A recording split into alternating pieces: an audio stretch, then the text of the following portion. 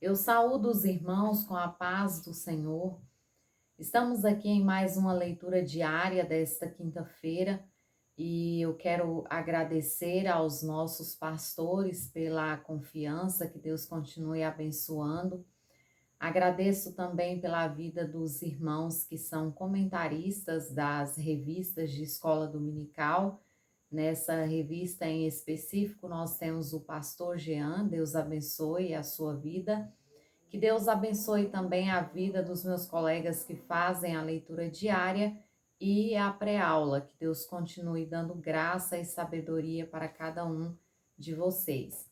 E Deus abençoe também você que tem nos acompanhado aqui no canal, que tem ao longo deste ano, destes trimestres, tem tirado esse tempinho para estar meditando na palavra do Senhor juntamente conosco.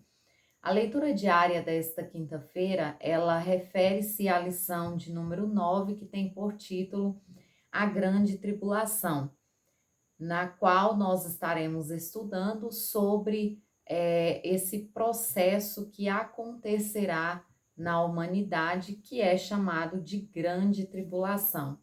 É importante enfatizar o nome grande antes de tribulação, porque às vezes as pessoas confundem. Tribulações nós passamos nesta vida e enquanto nós estivermos aqui, nós vamos continuar vivendo momentos difíceis. Nós não estamos isentos das tribulações, das dificuldades, mas a grande tribulação, uma tribulação de modo a qual nunca houve na face da terra, ela ainda está por acontecer. E a referência está em Apocalipse 2 e o versículo 22, que diz assim: é no mesmo capítulo da leitura diária da quarta-feira, mas agora o versículo 22. Eis que a porei numa cama, e sobre os que adulteram com ela virá grande tribulação, se não se arrependerem das suas obras. Aqui o texto sagrado, ele faz parte da carta que é enviada à igreja de Tiatira. Nós vamos ter uma cidade completamente voltada para a questão secular e para a idolatria. E pelo que nós percebemos aqui nesta carta, que o Senhor estava falando com eles que conhecia o serviço, a fé, a caridade que havia no meio deles, mas que ainda tinha citado aqui especificamente a questão de tolerar Jezabel, mulher que se diz profetiza, que ensina e engana os meus servos. De acordo com alguns historiadores, provavelmente era uma mulher que havia ali na igreja com este nome.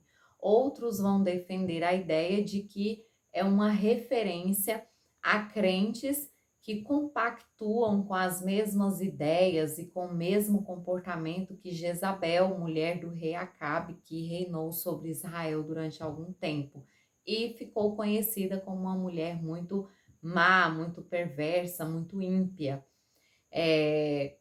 Indiferente dessas, aqui eu não vou me ater, né, a essas informações, mas o que traz para nós esse texto sagrado é sobre essa questão da grande tribulação que virá sobre aqueles que não se arrependerem das suas obras más.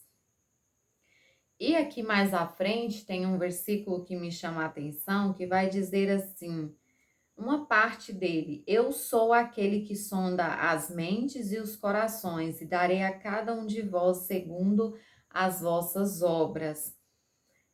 Nesse texto aqui, nós percebemos que para nós adquirirmos, né, o passaporte, para nós estarmos ali nos céus, nas mansões celestiais, para nós vivermos uma eternidade com o Senhor Jesus Cristo, é necessário que nós estejamos frutificando, né, ali praticando a santificação, vivendo o verdadeiro evangelho, vivendo os frutos do Espírito sobre a nossa vida. Então é necessário que nós venhamos realmente mudar de atitude, que nós venhamos caminhar na contramão do mundo, que nós não venhamos ser somente, né, ter somente o nome de crente e estar ali na igreja por estar, mas que nós possamos com o nosso coração servir ao Senhor com fidelidade, com sinceridade, com santidade, que é o que Ele espera de nós. É oferecer a nossa vida em sacrifício vivo, santo e agradável a Deus. Porque a palavra do Senhor diz que o Senhor procura, né, os verdadeiros adoradores, aqueles que o adoram em espírito e em verdade. Porque Deus conhece o meu e o seu coração. E Deus conhece, né, aquilo que está na nossa mente, aquilo que nós desejamos no nosso íntimo. Às vezes você pode até enganar a sua família, o seu pastor, os seus vizinhos, os seus amigos, o seu cônjuge, mas Deus, ele conhece a verdadeira intenção do seu coração. Que nós possamos meditar nessa palavra e entender que para tudo aquilo que nós praticamos há uma colheita. E a colheita daqueles que não buscarem por uma transformação, que estiverem vivendo uma vida de aparência, que estiverem rejeitando o evangelho de Cristo, será o sofrimento, o desprezo eterno, tudo aquilo que ainda vai suceder sobre esta terra. Deus abençoe os irmãos.